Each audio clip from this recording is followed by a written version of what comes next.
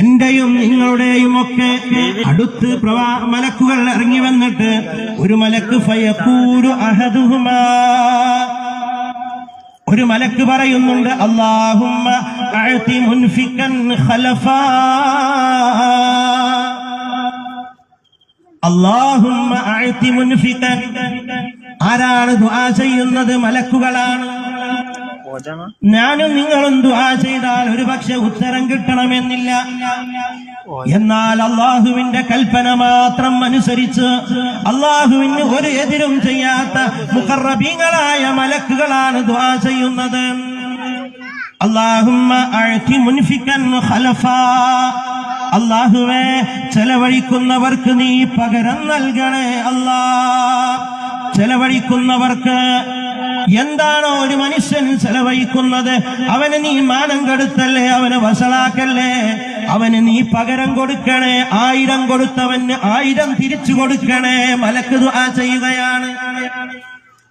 അങ്ങനെ ചെലവഴിച്ചവർക്ക്, ദാനധർമ്മം ചെയ്തവർക്ക് അള്ളാഹുവിന്റെ ദുആ ലഭിക്കുകയാണ്, മലക്കുകളുടെ ദുആ ലഭിക്കുകയാണ്. അങ്ങനെയാണ് പല ആളുകളും പെട്ടെന്ന് നമ്മൾ അറിയാത്ത രൂപത്തിൽ വലിയ കോടീശ്വരന്മാരും വലിയ സമ്പന്നന്മാരാകുന്നത്.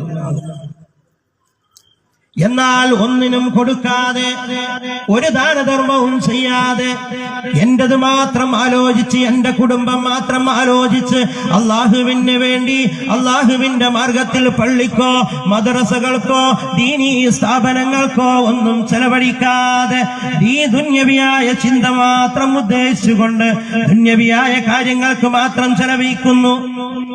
അങ്ങനെ പിശുക്ക് കാണിക്കുന്നവർക്ക് മലക്ക് ദുആ ചെയ്യുകയാണ് അല്ലാഹുമ്മ അഅതി മുംസികൻ തലഫാ, അല്ലാഹുവേ പിടിച്ചു വെക്കുന്നവന്, ദാനധർമ്മം ചെയ്യാത്തവർക്ക്, പിശുക്ക് കാണിക്കുന്നവർക്ക്, ഒന്നും നൽകാത്ത ഒരുപാട് അടിമകളുണ്ട് റബ്ബേ.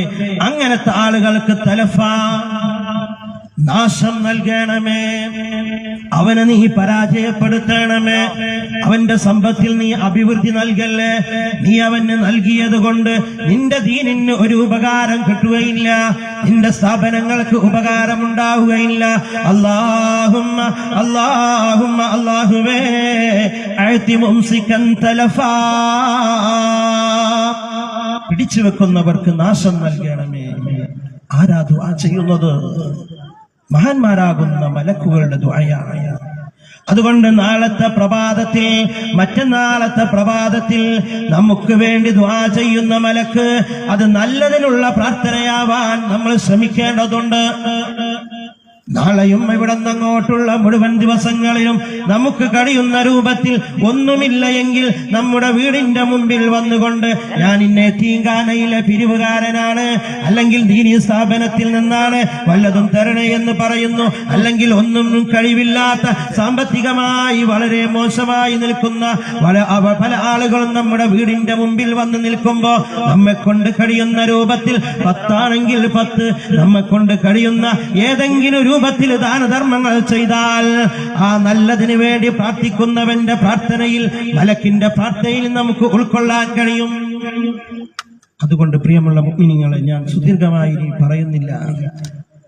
ഇങ്ങനെയുള്ള ഈ മജ്ലിസുകളും ഈ സന്ദർഭങ്ങളൊക്കെ അള്ളാഹുവിന്റെ അടുത്തേക്ക് നമുക്ക് ഒരുപടി മുന്നോട്ട് കൊണ്ടുപോവാനാണ്.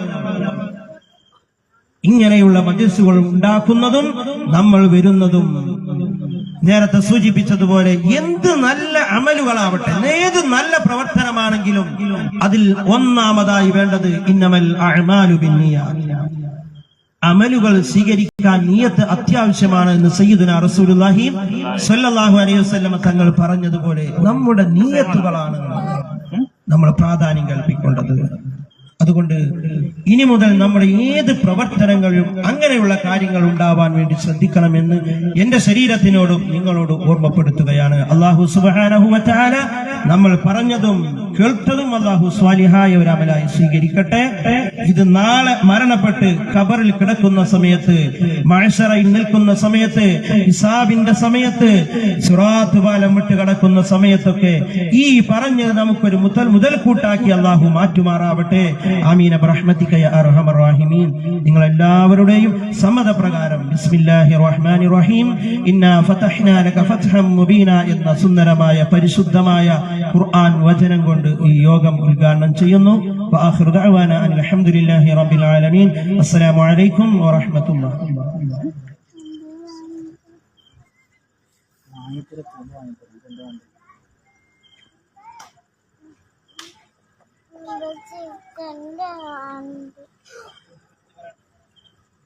बच्चे वाणी काटते बच्चे